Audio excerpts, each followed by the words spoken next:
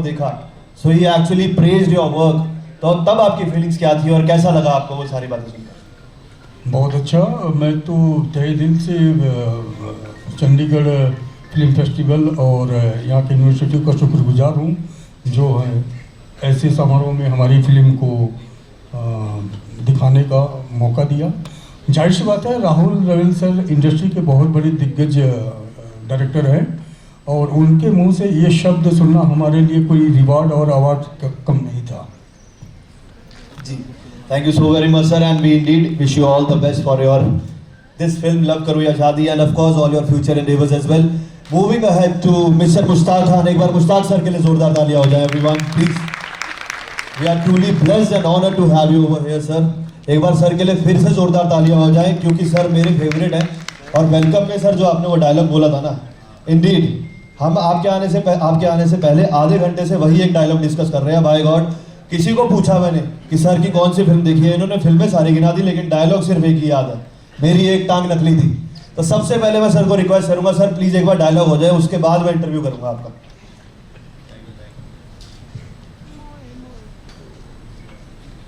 Hello, आ गया।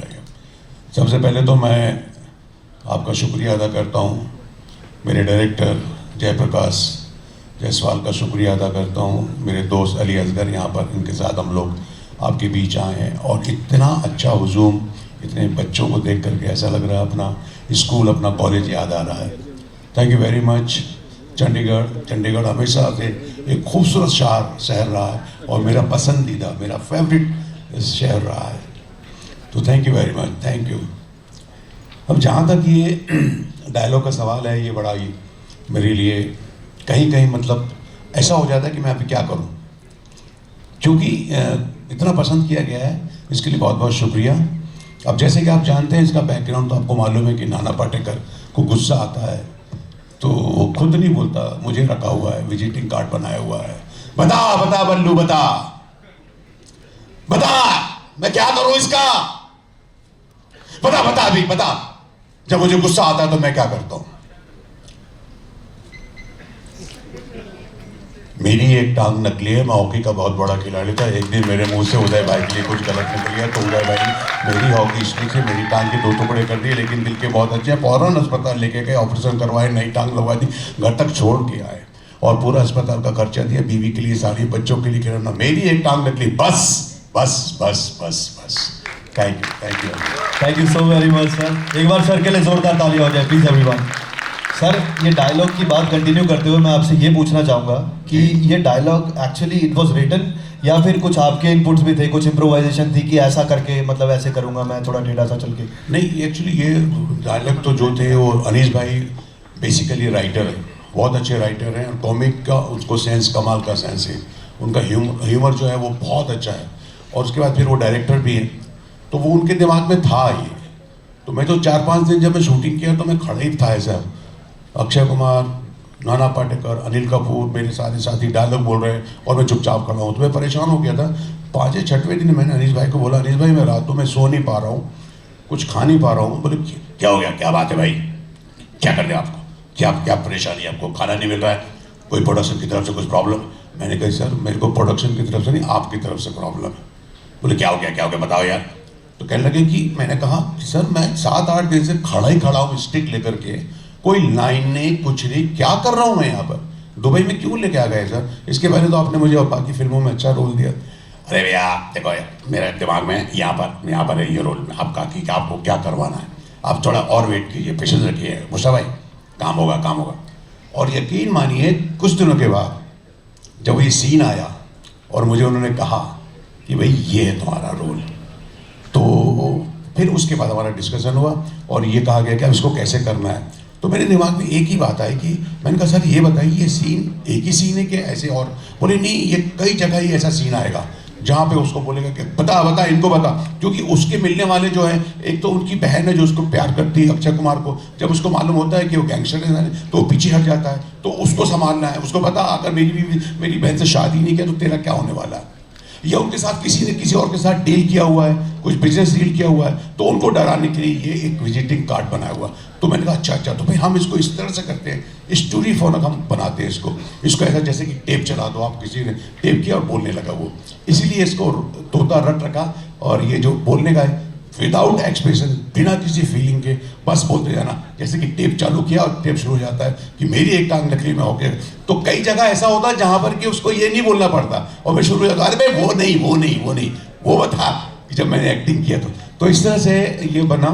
और stick तो थी और डायरेक्टर बहुत अच्छे थे, लेकिन थोड़ा सा यूनिक था, ये लोगों को बहुत पसंद आया। तो इतनी बड़ी फिल्म में इतने बड़े स्टार्स के साथ आप काम करें और वहाँ पर एक छोटा सा रोल या छोटा सा किरदार, एक कैमियो आपका हिट हो जाए, उसके लिए सभी लोगों को मैं धन्यवाद देता हूँ, शुक्रिया। इंडीड सर, आपकी कला, ये आपकी कला का जादू है कि आपने, या आप कहते हैं कि वो बहुत छोटा सा किरदार है, बट इंडीड हम लोगों से पूछिए, हम बचपन से वो फिल्म देखते आ रहे हैं, हमारे दिलों में तो आज भी वो कैरेक्टर और वो फिल्म वैसे ही बसी हुई है। और बहुत सारी फिल्में आई सर उसके बाद, बट वैसी फिल्म और वैसा कैरेक्टर बनने बंद हो गए हैं। Okay, so moving ahead to mister Ali Asgar, ladies and gentleman, can we have a round of applause for mister Ali Asgar. So first of all, a very warm welcome to Chandigarh University and 5th Chandigarh and Music and Film Festival. Sir सबसे पहले हम funny बातें आपके साथ funny बातें ना करें ये तो नहीं हो सकता, दैट इज़ वेरी ऑब्वियस। लेकिन पहले मैं थोड़ा सा सीरियस करता हूँ माहौल को आपके साथ। Sir, what was the initial, I would say, that one thing that actually draw you, you know, acting में क्या कैसे आए आप एक्टिंग में, क्या चीज़ थी वो एक जो आपको एक्टिंग और फिल्म की लाइन में लेके आई स्टार्टिंग में? सबसे पहले तो गुड आफ्टरनून एंड जितने भी हमारे बुजुर्ग यहाँ बैठे उनको पीपी। एंड आपने बिल्कुल सही कहा, यहाँ ऐसे देख करके लग रहा है हमको भी एडमिशन दे दो, फैकल्टी आप डिसाइड कर लीजिए, हमें रख लो इधर, बहुत अच्छा लग रहा है। सो पॉजिटिव वाइब है यहाँ पर। तो आप जितने भी बच्चे यहाँ हैं, एक बार अपने आप के लिए तालियां बजा लो please. Wishing you all the best for your future, keep shining. Now coming to मेरा क्या था ना, मैं स्कूल में सिवाय पढ़ाई के बाकी सब कुछ करता था। सर आपने इंजीनियरिंग तो नहीं की बाद में जाके? अच्छा है, engineering you do? Yes I did. नहीं सर, हम मेरे फैमिली से दूर तक कोई इंजीनियरिंग में नहीं है, थैंकफुली क्योंकि सर हमारे इंजीनियरिंग में एक कहावत होती है कि इंजीनियर जो होते हैं वो इंजीनियरिंग छोड़ के बाकी सब कर लेते हैं।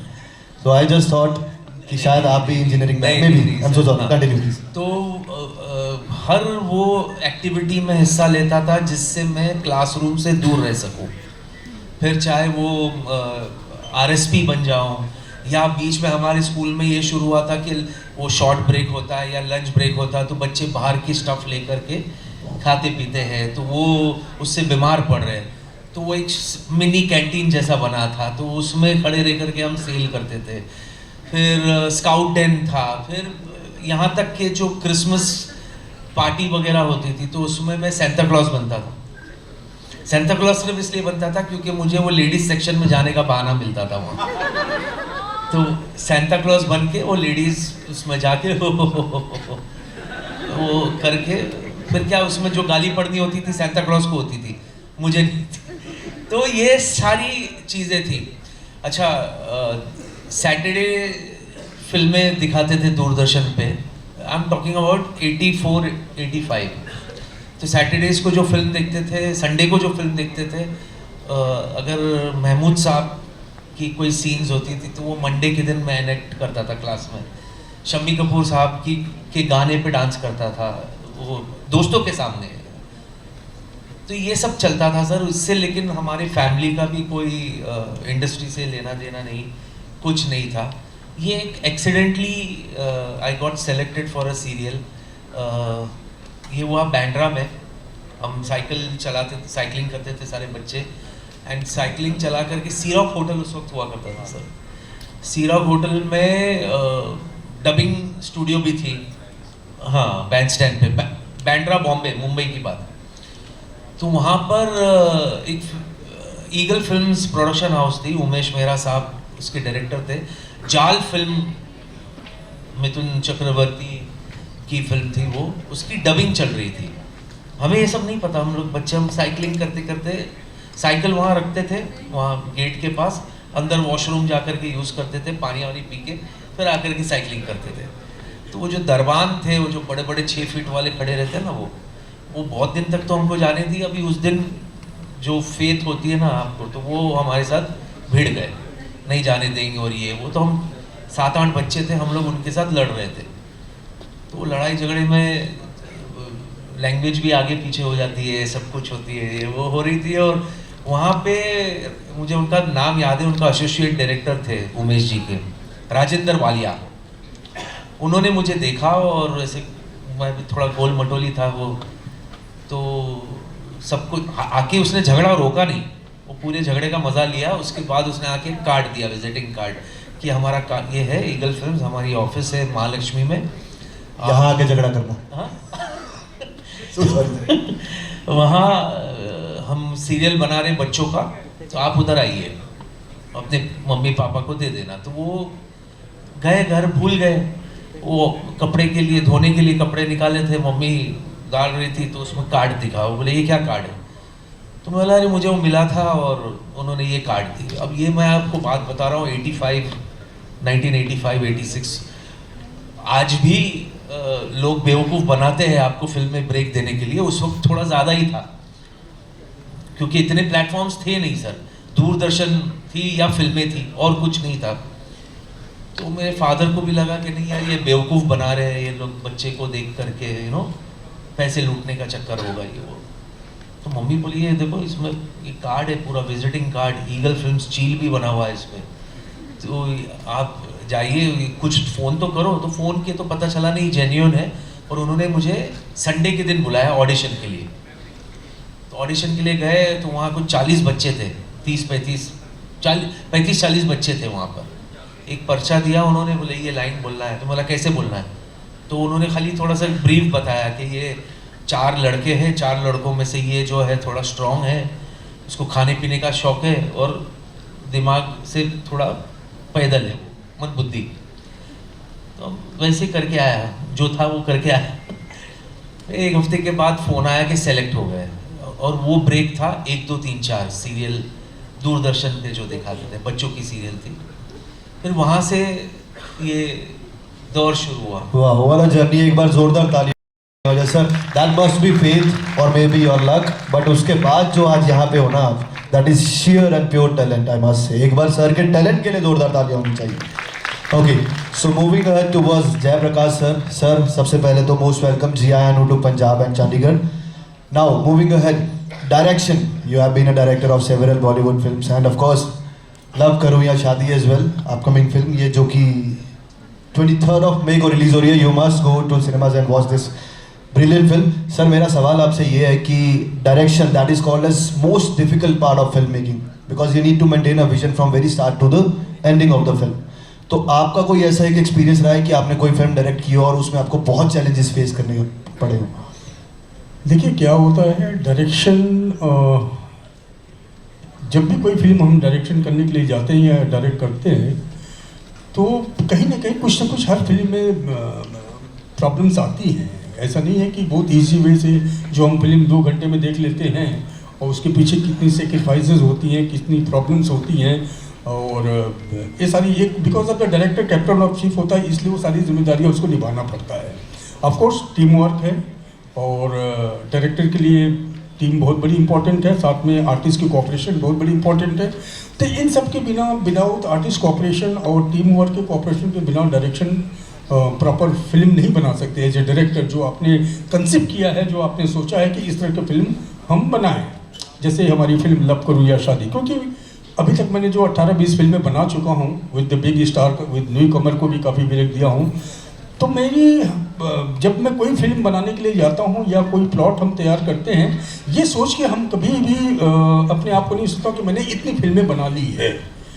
मैं हमेशा अपने आप को ये करता हूँ कि मैं न्यू कमर डायरेक्टर हूँ, ये मेरी पहली फिल्म है, इसलिए उसी क्या बोलते हैं इंथुसियाज्म से मैं काम करता हूँ कि नो, ये मेरे लिए कैरियर की बात है, ये फिल्म चलेगी तो आगे मुझे और काम मिलेगा, आगे और मैं प्रोडक्शन की फिल्में बनाऊँगा। सो ये सोच के मैं फिल्में बनाता हूँ। जो बना चुका हूँ वो तो वापस आने वाला नहीं है, वो तो एक रिकॉर्ड है, ठीक है, अच्छी बनी गई है या बुरी गई है, लेकिन जो बनाने वाला हूँ, चाहे ये फिल्म हो, ये फिल्म के लिए भी बनाने के लिए सबसे पहले हमने टाइटल का चयन किया। टाइटल जब मेरे दिमाग में आया तो उसके ऊपर हमने कहानी बनाई। कभी कभी कहानी के ऊपर टाइटल बनता है, लेकिन टाइटल जब मेरे दिमाग में क्लिक किया तो उसके ऊपर हमने कहानी बनाई। तो कहानी बनते बनते 3 साल लग गए थे मुझे इसको। काफ़ी वर्जन्स बनाए, चेंज किए, फिर नहीं मजा आ रहा, नहीं अलग हटक होना चाहिए। क्योंकि मुझे इस फिल्म के ज़रिए 2 चीज़ को प्रेजेंट करना था, यूथ को और साथ में पेरेंट्स को। ये दोनों चीज़ इक्वल प्रॉपर होनी चाहिए। जाहिर सी बात है, आज के जो जनरेशन है, अब कोई भी माँ बाप अचानक उनको बोलेगा कि भाई चलो जाके उस लड़की से शादी कर लिया, उस लड़के से शादी कर ले, ठीक है, माँ बाप के रिस्पेक्ट ले एक बार देख लेंगे, लेकिन मन में बहुत तरह तरह के सवाल उठेंगे, जिनको मैं जानती नहीं पहचानती नहीं, उनके साथ मुझे 7 जन्मों के बंधन में बंधना है। लेकिन सबसे बड़ी बात क्या है कि अगर college going boys and girl हैं, या कहीं ना कहीं हर किसी के मन में प्यार की फीलिंग तो आती है, प्यार की फीलिंग आती है। बेशक उनकी प्यार कामयाब होता है या नहीं होता है, वो डिपेंड करता है। इसलिए दोनों चीज़ रखा हूँ कि अगर आप प्यार में जा रहे हो तो प्यार को भी उसी तरह से निभाओ, अगर शादी में जा रहे हो तो शादी को भी उसी तरह से निभाओ, जो बीच में कुछ प्रॉब्लम्स नहीं आए।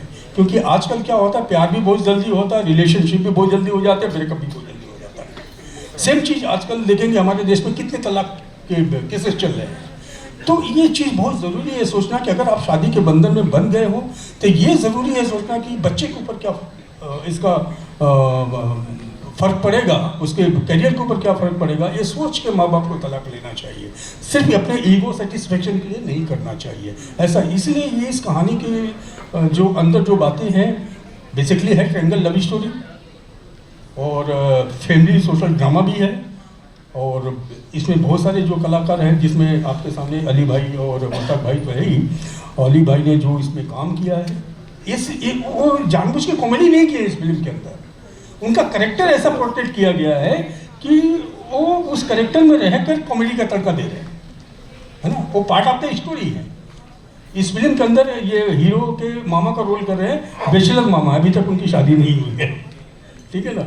तो ये बहुत सारी चीज़ें हैं इसके अंदर, जो म्यूज़िक अच्छे हैं फिल्म के अंदर, और एक समाज का एक सोशल सटायर हमने रखा है इसके अंदर, जो फिल्म देखने के बाद आपको मालूम पड़ेगा, परिवार को भी अच्छा लगेगा, माँ बाप को भी अच्छा लगेगा, और आपको यूथ को अच्छा लगेगा। जो भी गलतियाँ हम करते हैं जाने अनजाने जोश में आकर, तो कहीं ना कहीं उससे देखने के बाद, समझने के बाद हम कुछ रास्ते पे आ सके, ये भी बहुत बड़ी Indeed true sir, and we wish you all the very best for this इसके very लिए film. मैं जय सर के लिए, जय सर को थैंक यू भी कहना चाहता हूँ, क्योंकि 30-35 साल में पहली बार इन्होंने मुझे मामा बनाया।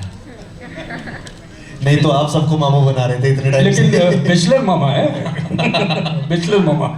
And may I guess it sir, ये विचोला बने हैं, बीच में शादी करा रहे हैं किसी की, if I'm not wrong. वो विजय पाटकर।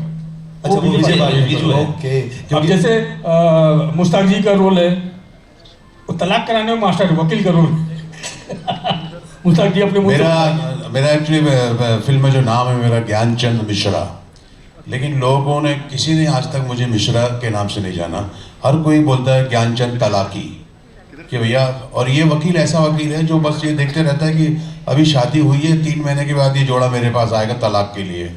तो ये उस चक्कर में रहता है कि इसके ग्राहक, इसके पेज कस्टमर इसको मिलते रहे। तो मेरा यूथ से एक्चुअली यहाँ पर यूथ तो इतना ज़्यादा है, और हमारे बुजुर्ग भी यहाँ पर, पेरेंट्स भी यहाँ पे बैठे हुए हैं। ये बहुत बड़ा क्वेश्चन मार्क है वाकई, आपके लिए भी, सबके लिए। लव करूँ या शादी, ये एक चैलेंज है। एक बहुत अच्छा सोशल कॉन्सेप्ट लिया हुआ है जय जी ने इसमें, और मैं समझता हूँ कि यूथ को तो बहुत, यूथ को और पेरेंट को, सभी को ये फिल्म बहुत ज़रूर देखना चाहिए। सर, प्लीज आप बोलिए, देखेंगे ना? Indeed sir, ये सब जाएंगे देखने, इंक्लूडिंग सब देखिए, प्लीज देखिए, बहुत अच्छी फिल्म है ये। आपने अभी फिर से फिल्म का टाइटल बोला, लव करूं या शादी, तो मुझे सर की एक बात याद आ गई। सर ने बोला कि पहले टाइटल सोचा था, उसके बाद फिर कहानी बनाई। सर मैं ये पूछना चाहता हूँ कि टाइटल आपके दिमाग में कैसे आया? ये थॉट था या फिर पर्सनल एक्सपीरियंस, अभी लव करनी चाहिए थी या शादी करनी चाहिए थी? हुआ क्या था कि मैं और हमारे गीतकार एक संदीप नाथ है राइटर, और अंकित तिवारी म्यूजिक डायरेक्टर के नाम से, उसको भी हमने पिछली पिक्चर में ब्रेक दिया था as a full fledged music director. और उसे काफ़ी लोगों को ब्रेक दे चुका हूँ इसके अपने फिल्मी करियर में। कैसे बातें उठ रही थी कि मुझे इस बार कुछ रोमांटिक फिल्में बनानी है, दिमाग में बात चल रही है। तो बातों बातों में संदीप नाथ के मुंह से निकल गया कि भी ऐसा है कि लव करूँ या शादी, हालांकि उन्होंने टाइटल नहीं दिया, एक कुछ कन्वर्सेशन चल रहा था जिससे ये मुंह से निकल गया लव और शादी की बात को लेकर। तो मैंने उस वक्त बोला यार लव और शादी के ऊपर मुझे टाइटल अच्छा लग रहा, लव करूँ या शादी। वहाँ से जो है इंस्पिरेशन मिला और उसके ऊपर काफ़ी हमने काम किया, 2-4-5-6 बार स्टोरियाँ बनाई, फिर चेंज किया, हटाया, फाइनली जाकर फिर सेपअप हुआ और उसके बाद शूटिंग किया। जब लास्ट टाइम मैं इसी चंडीगढ़ में आया था ये फेस्टिवल में, उस वक्त पिक्चर अंडर प्रोडक्शन थी, पिक्चर में अब touch by God's of grace picture बन के रेडी हो गई और 23 मई को आपके नज़दीकी सिनेमाघर में ऑल ओवर रिलीज हो रही है। क्या बात है, एक बार जोरदार तालियां हो जाए इस फिल्म के लिए। आप सब भी जाकर फिल्म को जरूर देखें। इंडीड सर, आप इस बार फिर आए हैं, मैं चाहूँगा कि आप फिर से आज कोई फिल्म अनाउंस करके जाए यहाँ से, ताकि अगले साल फिर आप प्रमोट करें। Thank you. Okay, so moving ahead to Mushtaq sir. Sir, you have been part of golden era of Bollywood.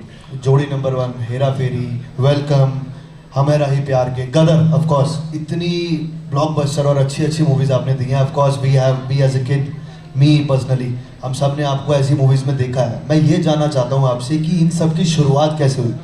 Same सवाल जो अली सर से मैंने पूछा था, अली सर ने तो बोला कि फेथ और लक था। आपके आर्टिस्टिक और एक्टिंग लाइन की शुरुआत कैसे हुई, कैसे आप इन फिल्मों तक पहुँचे? मेरा बचपन से एक्टिंग का शौक था। मुझे जहाँ भी स्टेज देखता था, तो जब मैं बच्चा था, मतलब 6th स्टैंडर्ड में था मैं, तो मुझे ऐसा लगता था कि यार प्रोग्राम्स होते रहते थे बस्ती में, गांव में, कुछ गणेश उत्सव में कुछ ऐसा नाटक हो रहा है, रामलीला आया हुआ है, मुझे लगता था कि मुझे भी कुछ करना चाहिए। मेरा मन बड़ा वो होता था। तो मैंने ना स्टार्ट किया गाना जाकर के गाना गाता था मैं, कोई भी गाना गाना और वहाँ जाके कुछ ना कुछ बोलना, अपने हाथ से कुछ सोलो लॉकी बना लेना और जा कर के लोग ना, तो वो किसी ने 5 रुपये दे दिया, 10 रुपये दे, इस तरह के मेरे को इनाम मिला करते थे। तो फिर मैंने सोचा यार एक्टिंग करके, तो जब फिल्में देखता था मैं, तो मुझे ऐसा लगता है यार मुझे भी करना चाहिए, मुझे एक्टिंग करने का शौक होता था। तो एक क्या होता है, ये जिसको हम गॉड गिफ्ट बोलते हैं ना, जिसके अंदर ही होता है, वो एक टैलेंट होता है, समझे? तो वो उसको लगता है ये मुझे करना चाहिए, मुझे ये एक अंदर से रुझान होता है। क्या होता है, बहुत सारी चीज़ें ऐसी होती हैं जो आप ना चाहते हुए भी करते हैं, मतलब वो आप नहीं करना चाहते, सामने वालों से नहीं, तू ये अगर माँ बाप चाहते हैं तो डॉक्टर बन जा, इंजीनियर, हर माँ बाप ये चाहता है कि उसका बेटा डॉक्टर बने, इंजीनियर बने, बड़ा साहब बने, इस तरह का रहता है, ये सबसे बड़ा होता है। लेकिन वो ही नहीं देखते कि बच्चा क्या चाहता है, वो करना क्या चाहता है, उसका रुझान क्या है, उसका इंटरेस्ट क्या है। तो मुझे बचपन से, आप बिलीव नहीं करेंगे, 7th स्टैंडर्ड से मैंने ना एक्टिंग करना शुरू कर दी। स्टेज पे जाना, बिल्कुल तड़क चला जाता था मैं, और खूब बोलता था, कुछ भी बोलता था, गाने गाता था, इस तरह करता था। फिर मैंने धीरे धीरे जो खुद नाटक लिखने लगा, फिल्में देख देख के मैं नाटक लिखने लगता था, और खुद ही मैं अपना जो एक्टिंग करता था उसमें डायरेक्शन भी करता था। और उस वक्त मेरे यहाँ गाँव में जो था ना, को एजुकेशन नहीं था, लड़कियों का अलग स्कूल, हमारा अलग स्कूल, तो हमको लड़कियाँ मिलती नहीं थी। अब आपको कोई भी कहानी में बिना लड़की के, कोई भी नाटक बिना लड़की, बिना फीमेल कैरेक्टर के तो हो ही नहीं सकता। तो फिर हमारी नजर जाती थी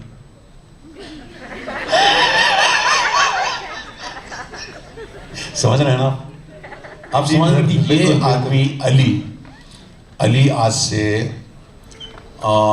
30 साल पहले या 35 साल पहले, वैसे अभी भी आप समझ रहे हैं ना मेरी बात को। तो इस तरह के लड़के हम देखते थे कि जो थोड़े से उस तरह के हों, जो उस तरह की, मतलब समझ रहे ना आप? सिर्फ शक्ल से सर सिर्फ शक्ल।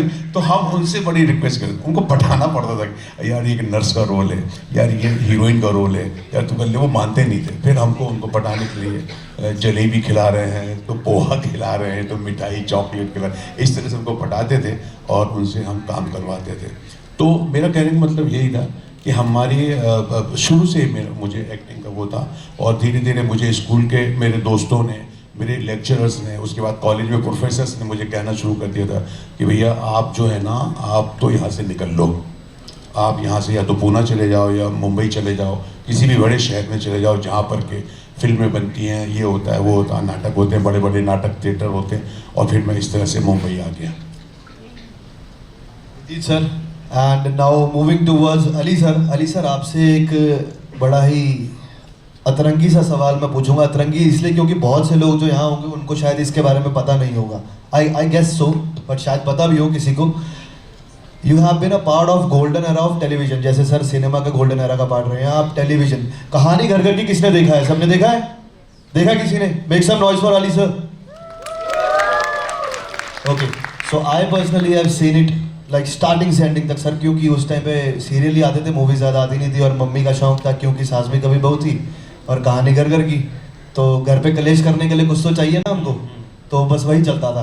तो उसमें जो आपका कैरेक्टर, उसमें आई गेस कि थोड़ा सा नेगेटिव शेड भी आया था लेटर ऑन जाके, तो उस कैरेक्टर के बारे में, उस एरा के बारे में कुछ हमें बताइए. How was your experience working with those actors and in that particular serial?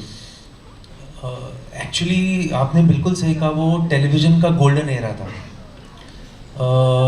उससे पहले आए, मतलब 1 2 3 4 के बाद चुनौती, नींव, फिर बहुत सारे कॉमेडी शोज़ जो 2 और 2 5, तेरे घर के सामने, अब तो वो नाम भी कुछ याद नहीं है, वो ऐसे सारे कॉमेडी. हमारे यहाँ क्या है, प्रॉब्लम नहीं है मेरे ख्याल से, इट इज़ एवरीवेयर मुश्ताक भाई, कि आप एक एक्टर है ना, स्लॉट हो जाता है ये, हाँ, कि ये यही करेगा कॉमेडी, यही कर सकता है, कॉमेडी ही कर सकता है, या ये ड्रामा ही कर सकता है, ये शराबी केशव मुखर्जी बेवड़ा तो बेवड़ा ही रहेगा वो. समीर खक्कर एक एक्टर था सर, मतलब वो इतना पॉपुलर हो गया था नुक्कड़ में कि मतलब वो हर एपिसोड में होता था और सबसे ज़्यादा उसको फुटेज मिलती थी. लेकिन जब ओवर हो गया, ये ऑफ एयर हो गया नुक्कड़, तो उसके बाद उसको रोल वही शराबी के रोल के ऑफर आते थे, और वो कहता भाई एक्टर हो यार, मुझे दूसरा रोल दो, तो लेकिन उसको वही शराबी कर. ऐसी एक घनसु भिखारी करके था, हाँ. उसका भी यही था, उसको भिखारी कर. तो अब फिल्मों में कितने बेसाब भिखारी के रोल होंगे, कितना वो होगा, तो एज एन एक्टर अगर आपको बांध दिया जाए तो वो तो बहुत मुश्किल हो जाता है. ये एक सबसे नेगेटिव वो है कि अगर विलन है तो ये विलन ही रहेगा, ये है तो ये यही रहेगा. तो वो मेरे साथ उस दौर में भी हुआ कि ये कॉमेडी शोज कर रहे हैं, कॉमेडी सीरियल, ये तो कॉमेडी एक्टर है. जबकि उस वक्त जो धारावाहिक आते थे, मास्टर जी, सैलाब, रवि राय सर की वगैरह सीरियल थे, तो उसके एक्टर्स जो ड्रामा जो थे, तो उसमें क्या हो जाता है कि आपको यू बिकम रिलेटेबल. तो अगर वो एक फैमिली के कहानी है तो माँ बाप अपने आप को आइडेंटिफाई करते हैं, और ये तो हमारे घर की कहानी है, ये ऐसा है, ये कैरेक्टर मैं हूँ, तो कैरेक्टर के नाम याद रहते थे जो कैरेक्टर वो कर रहे हैं. कॉमेडी सीरियल के कैरेक्टर के नाम याद नहीं रहेंगे आपको, वो हंसा रहा है, उस वक्त तक एंटरटेन कर रहा है, वो ही चल रहा है. ये मेरे साथ बहुत टाइम तक चला, till Ekta Kapoor gave me serial call Itihaas हमारे हिंदुस्तान में मेरे ख्याल से दूसरा या तीसरा डेली सोप था, which was on Doordarshan. This is I'm talking about 97, 98, 1999, 99, ये दूरदर्शन पर आता था. अब इसमें भी कास्टिंग ऐसी हुई थी कि मुझे जब कास्टिंग के लिए बुलाए तो मुझे कहा गया कि ये कैरेक्टर है, ये तुम्हारे फादर डॉन है, और किसी वजह से वो उनको लाइफ इम्प्रिजनमेंट हो जाता है, वो जेल में उम्र कैद की सज़ा हो जाती है, उसके बाद तुम डॉन बनते हो. अब मुझे ऐसे बोला, मैं ऐसे उनको देख के ऐसा, अरे बच्चों की सीरियल बना रहे यार, क्योंकि मुझे खुद पे कॉन्फिडेंट नहीं था कि मैं डॉन लगूंगा कि नहीं, क्योंकि मुझे कभी किसी ने सीरियसली लिया ही नहीं था, है ना. एक मस्ती वाले हर जगह मस्ती कर रही हो. तो डायरेक्टर साहब गोगी आनंद साहब, God bless his soul, one of the finest. अगर मैं आज आपके हिसाब से अगर मैं ज़रा ठीक ठाक भी जो काम कर रहा हूँ तो वो उनकी मेहरबानी है. जिस तरीके से वो सीन समझाते थे, जिस तरीके से उन्होंने मुझे ग्रूमिंग किया, वो भी करीबन 700-800 एपिसोड गए थे, and I did that character.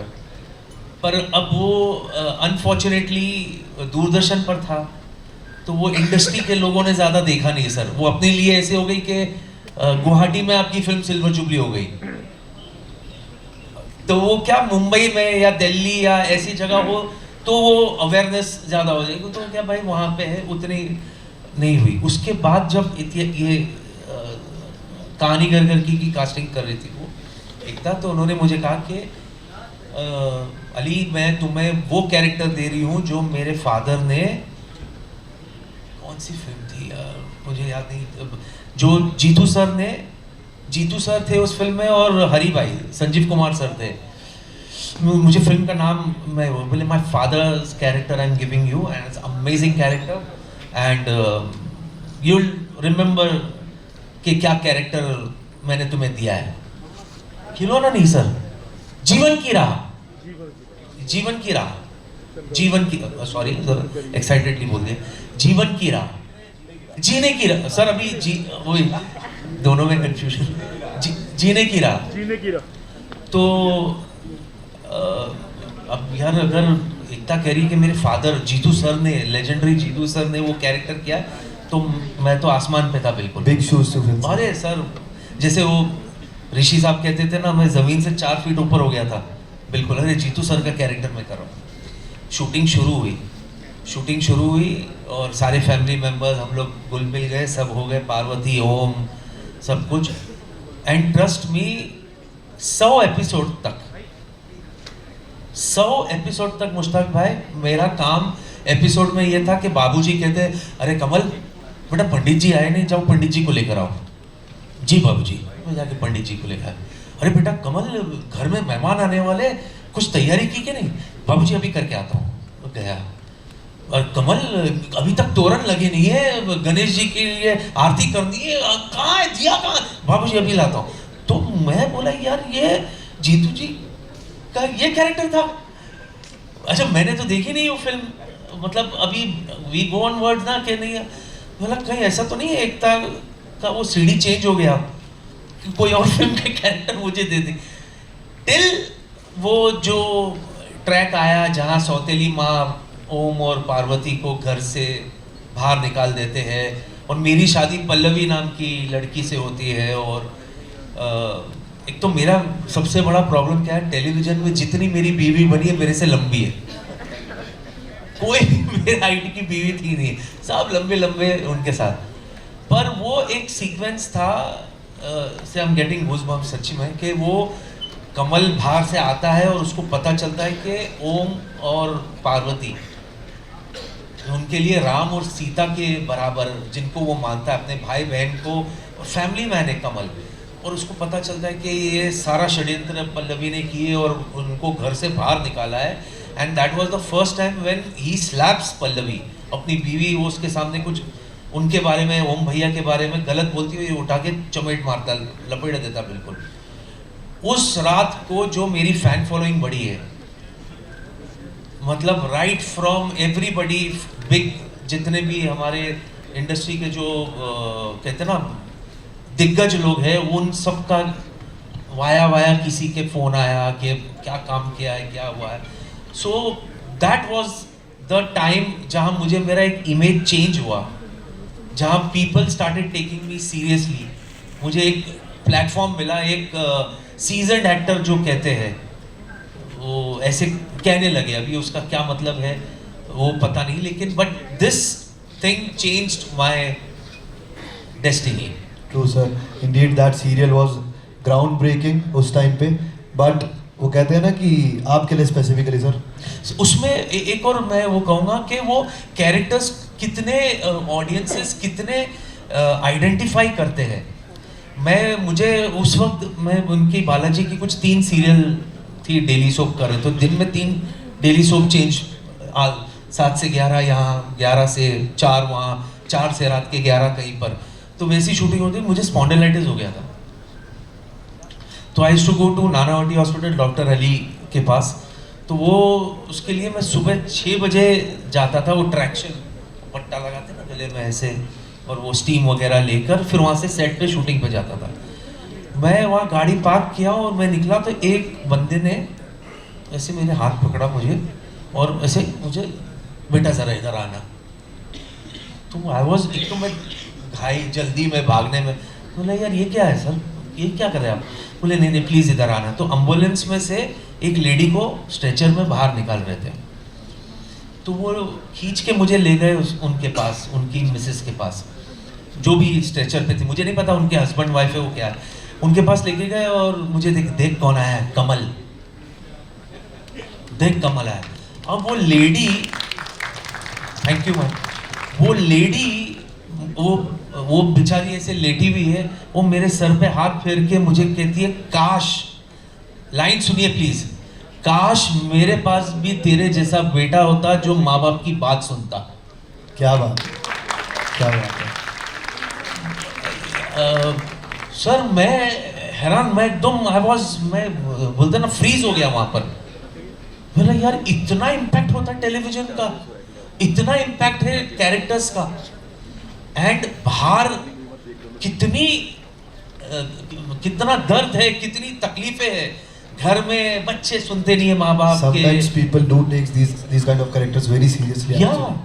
So ये था सर, मतलब वो ऐसी inning, I will always remain grateful to Ekta for giving me such a character, and definitely उन्होंने, शी हैज गिवन माइलस्टोन्स, मतलब इतने सारे कैरेक्टर्स उन्होंने दिए हैं।